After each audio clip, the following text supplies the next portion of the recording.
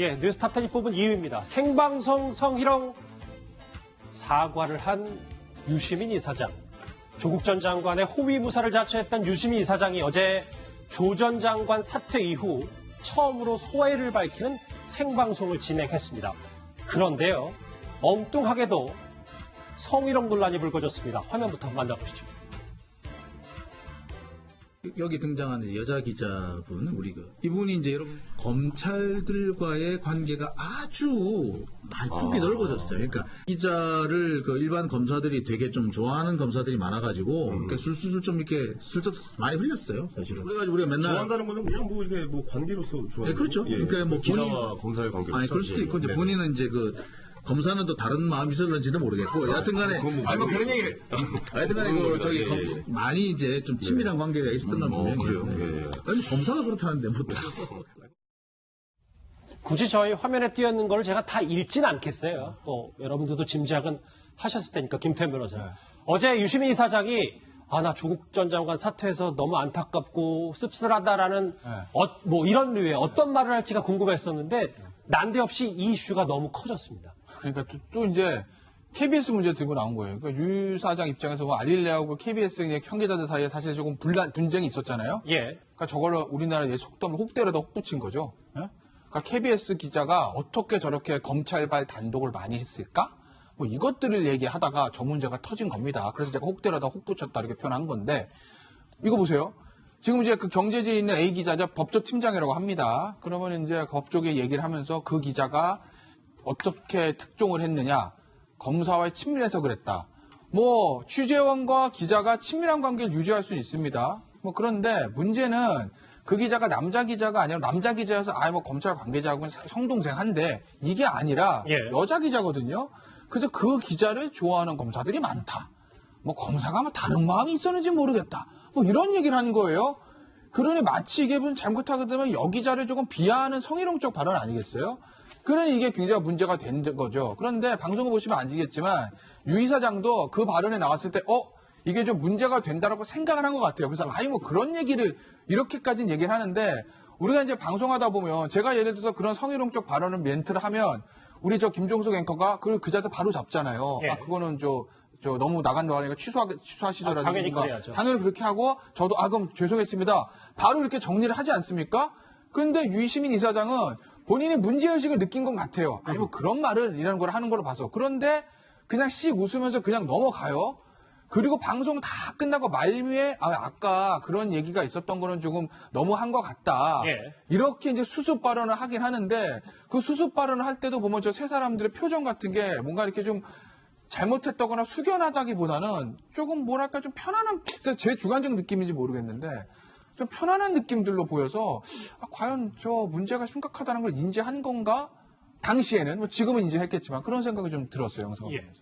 이거는 사과로 끝날 일이 아니라고 생각이 듭니다. 이분들이 사과를 할 때도 웃으면서 되게 가볍게 했어요. 그리고 현재 그 당사자인 여기자에게 또 사과했다라는 그런 얘기도 못 들었고요. 이것은 한동안 좀 알릴레오 방송 자체를 좀 중지를 하고 좀 자숙하는 것을 좀 보여야 되지 않겠느냐, 그런 생각이 들고요. 예. 여담이지만 유시민 장관이 되게 영향력이 큰 사람이다라는 거를 보여주는 그 유튜브 영상이 있어요. 뭐냐면 법무부의 동영상에 보면 해볼래요라는 동영상이 있습니다. 법무부가 자기네들의 어떠한 일의 절차들을 국민들에게 좀 쉽게 알려주기 위해서 그 동영상의 제목들을 많이 다뤄놨는데 거기 보면 해볼래요라고 있어요. 알릴레오 패러디 해볼래요. 그렇습니다. 그러니까 그런 것들을 보면 상당히 이 지금 법무부 이런 현재의 공직 사회에서도 유시민 이사장에 대한 영향력은 알게 모르게 많이 있다. 그렇기 때문에 이렇게 가볍게 처신하고 이렇게 좀 사과도 제대로 안 하는 모습 보는 것은 상당히 좀 유감이다. 그렇게 말씀드립니다. 소장님이 방송 전에 좀 알려주셨으면 저희가 그 영상 찾아놨을 텐데. 아유, 죄송합니다. 아니, 사과하실 건 아니고요. 다음에 한번 저희가 그렇게 준비를 해볼게요. 해볼래요? 네. 그런 것도 있었군요. 자, 유시민 이사장은 해당 방송에서 생방송 중에 실언이 나올 경우 바로 잡겠다고 밝혔었지만 실제로는 그러지 못했습니다. 라이브로 진행이 되니까 이 과정에서 좀 실언을 하거나 또는 사실과 나중에 다른 걸로 드러나게 될 그래요. 어떤 거를 하진 않았을까 이런 두려움이 있거든요. 네네. 그런 게 드러나면 언제든지 저는 사과하고 그걸 바로잡을 의향이 있습니다. 네. 그렇게 말씀드리고요. 모쪼록 그런 게 없었으면 좋겠는데 그렇죠. 예, 사실 지금- 저도 그렇게 용감한 사람은 못 되거든요.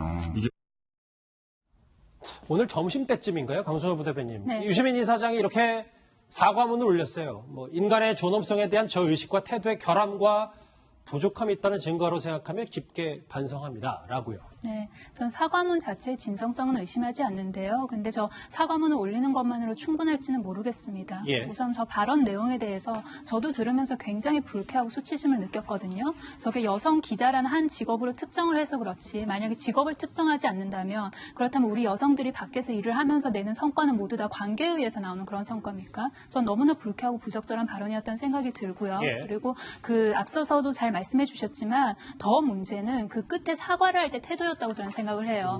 저 발언을 한 사람이 뭐라고 이야기를 하냐면 사석에서는 이런 이야기를 한다고 합니다. 저는 사석에서 더 높은 수의 이야기가 오고 갈 거라는 추측을 하지만 그 구체적인 단어나 그런 거에 대해서는 상상하고 싶지도 않습니다. 그리고 사과하는 태도에 있어서 진지하지 않았어요. 예. 그리고 나서 이제 이 일이 커진다고 생각을 하니까 오늘 저렇게 사과문을 낸 것 같은데 저는 저걸로 충분할까 의문입니다. 강성호 부대변인 어제 이 실시간으로 방송을 보셨었어요? 아니요, 실시간을 보지 않았고요. 그 예. 이후에 이제 방송을 통해서 그 다른 방송을 통해서 이게 방영되는 걸 봤는데 들으면서 굉장히 저는 분노하고 수치심 느꼈습니다. 알겠습니다.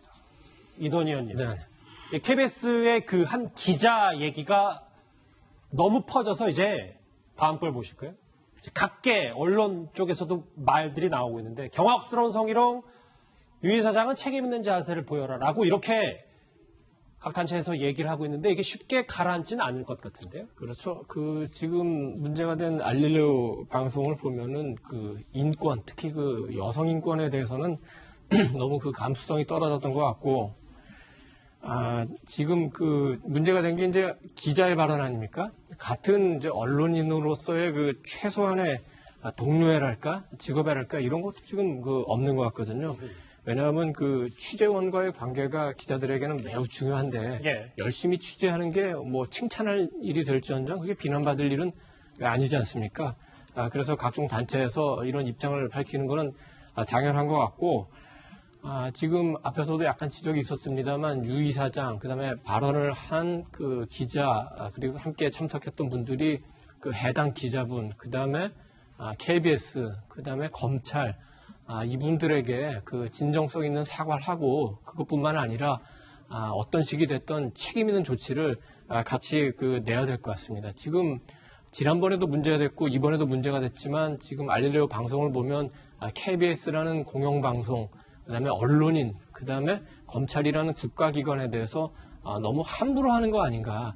이 알릴레오라는 방송이 뭔가 잘못된 정보를 바로잡는다는 취지로 시작한 거 아닙니까? 예. 그런 취지에도 전혀 안 맞는 방송이기 때문에 지난 잘못된 방송을 바로잡는 조치를 반드시 취해야 된다고 봅니다. 어느 정도 사과를 더 내놓을지는 저희도 한번 지켜보겠습니다.